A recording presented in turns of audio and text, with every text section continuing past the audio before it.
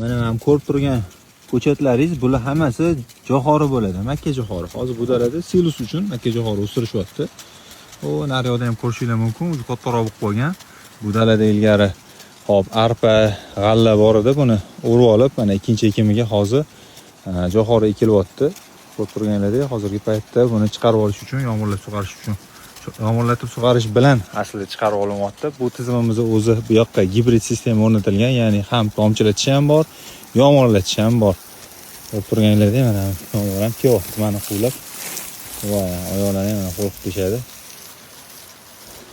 Mana shunaqa qilib sekin aylanib kamida, eng kamida 1 soatdan har kuni sug'arilsa, yer o'zini namligini xullas qochirib qo'ymaydi. Hozirgi paytda yoz bilasizlar, kun ham issiq.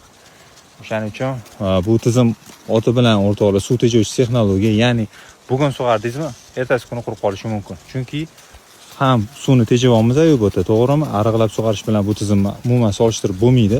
Nimagaki, masalan, bugun sug'ardingiz, ertasi kuni yer ustki qatlami ochuv bo'lgan holatda bo'lsa, tez qurib qolishi mumkin. Agar o'sha narigi daladagi holatda o'sha baland bo'lib o'sib olgandan keyin o'sha quyosh tushishi kamroq bo'ladi yerga, shuni hisobiga yerni namlikni ushlab turish qobiliyati yuqoriroq bo'ladi. Hozirgi vaqtda men hozir bularga ham tavsiya beryapman.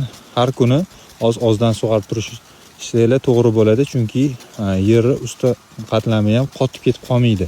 Chunki nam yer qotmaydi, yaxshi bilasizlar. Qurigan yer qotib ketib qoladi. Shunaqa gaplar o'rtoqlar.